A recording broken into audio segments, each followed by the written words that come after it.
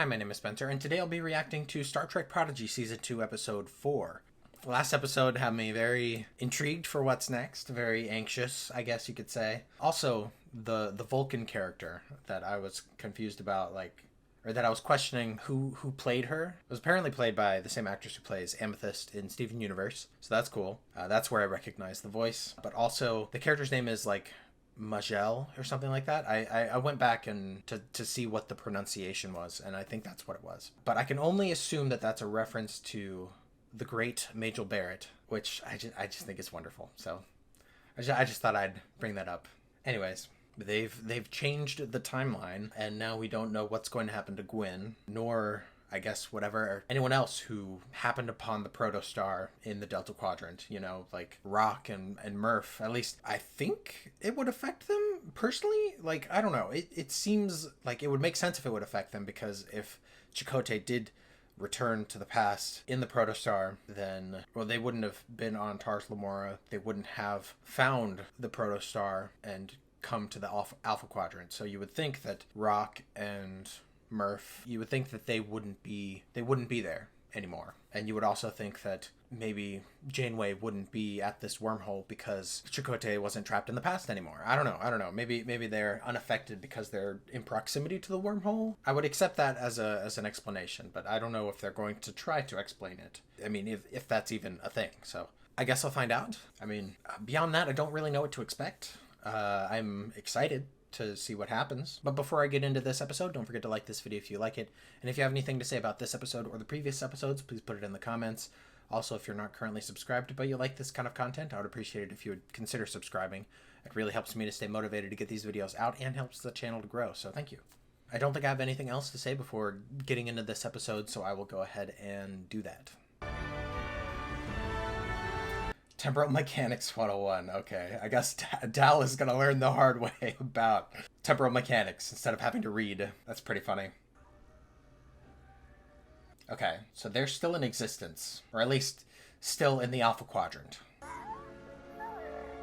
hope there's a good explanation. Why are we still here? The temporal shield. Okay, they are addressing it. They're not just going to throw it under the rug. Okay. Perhaps it's preserving our reality for now. Okay. I'm cool with that. I was worried they weren't going to explain it because it's a kid's show. Do it, and have Rok assist you. Admiral. I love that Rok is the smartest and the most mature of all of the... I mean... And now, find the escaped prisoners. I mean, there was that one episode where Rok was sort of stranded in a time dilation situation. So she had lots of time to mature. Actually, it was because of you that we arrived here too early. With the protostar lost, the timeline... Well, how else would Chakotay and Adrik, I don't know if that's how you pronounce it, but how would they have gotten out? We've lost contact with Gwyn's diplomatic ship, the Chakotay. We fear this could be the first sign of a temporal paradox. Okay, well, that wasn't anything to do with the temporal paradox or whatever. Is Gwyn okay? No way to know. Huh? How interesting. What? Save Gwyn. What? Save her? How can we do that if she's 52 years in the past? Huh? Where are these messages coming from? If this... Is this... Okay. Is this a new version of Essentia? Maybe? The young Essentia, the present day Essentia felt bad or something and then grew up to maybe try and fix it? I don't know. We'll see. That's my running theory. Huh? This excursion is illogical. This may be a trap. Well, how would they know about Gwyn then? And help Mr. Polite fix the ship. While I maintain this is all highly illogical, it is even more illogical to leave you alone. It's interesting to hear the voice of Amethyst as a Vulcan who's very logical when Amethyst was not logical in any way. You laugh, but your mind is reeling in abject terror. You really... Oh, this is the arena place or whatever, the cavern. But who's in here giving the message? Is it... I mean, it can't be... I don't know. face again. Yeah, using Zero as a flashlight. Oh, she's still phasing. Huh. Like she's untethered from reality, fluctuating across time itself.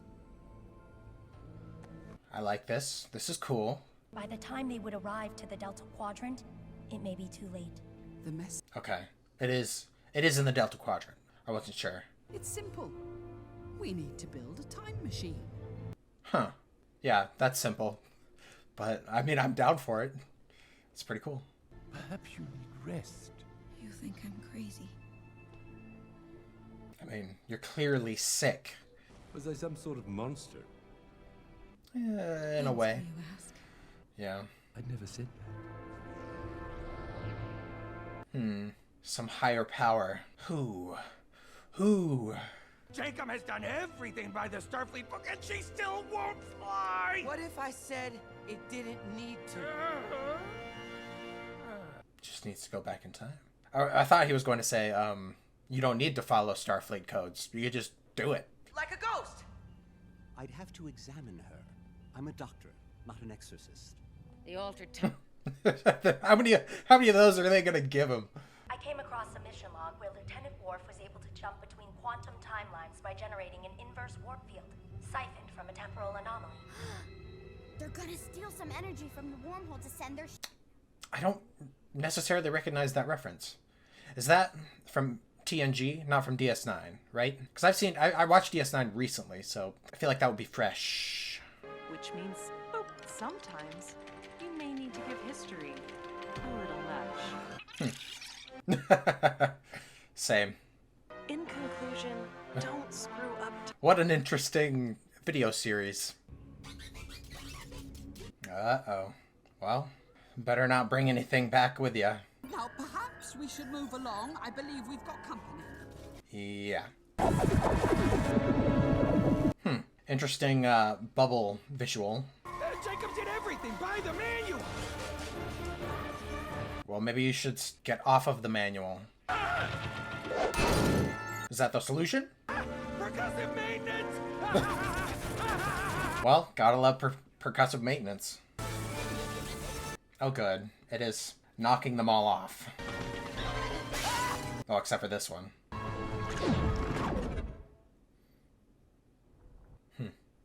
Well, let's hope they can make a difference.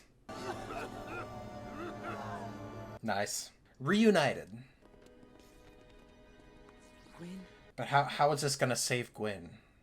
What? I'm still confused about that. Now she's caught between quantum realities, a superposition where she both exists and doesn't.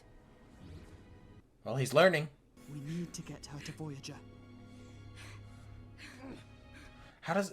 I mean, I guess if you get her to Voyager, the doctor can scan her and stuff, but... There's no way that trash heap is gonna get off the ground! And But you did reverse time, though, so it shouldn't be damaged anymore, right? Another gift from our mysterious benefactor. It's an interesting mystery. I wish we had more time. Thanks. Maybe later. After they fix things. Well, see ya. You are the most logical in your group of misfits. Oh my, I think you are, also. Oh. Shield's holding! Zero? Does Zero have a crush? That's so funny. What's this? Ah, glad you're awake. You were bouncing between Is that like a stabilizer? to build you that new temporal stabilizer. Okay, yeah. Someone out there is going through a lot of trouble to bring us together. But why? Wait a Where's Murph? Is it Murph this whole time? Oh, what? Huh? What the heck? It reminds me of the mysterious figure in Enterprise with like the temporal wars and whatnot, right? Maybe I'm misremembering. It's been a while since I've seen Enterprise, so I couldn't exactly tell you for sure, but that's what it reminds me of. I mean, I enjoyed this episode.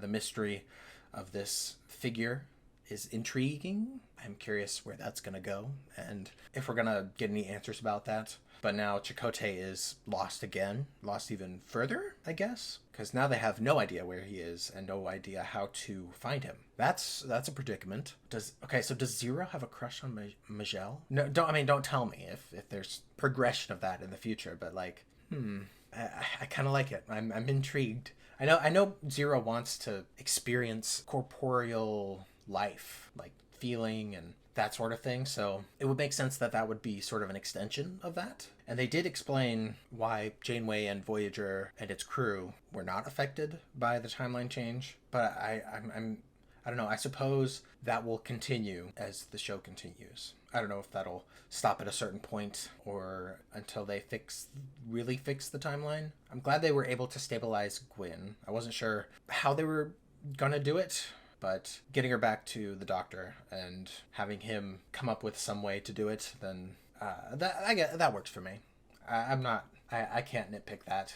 That reference to Worf utilizing energy from a temporal anomaly, like, is that a reference? Like, the only thing I can think of is the yesterday's Enterprise episode of TNG that it's been forever. I haven't seen TNG in a long time, so I could be mistaken. But I don't think that was a DS9 reference, because I don't think anything like that happened in DS9, because I've watched it recently and I don't recall anything like that. But I did enjoy like the references to like the slingshot around the sun, getting on the bad side of a Q. It was funny. And I'm glad that Dal finally understands temporal mechanics.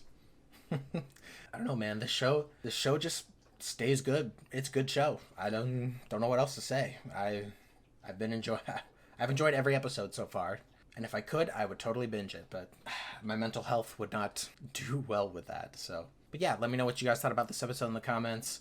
I don't know if I'll do any more episodes today, but I'm looking forward to seeing what happens next, and hopefully I will see you guys then.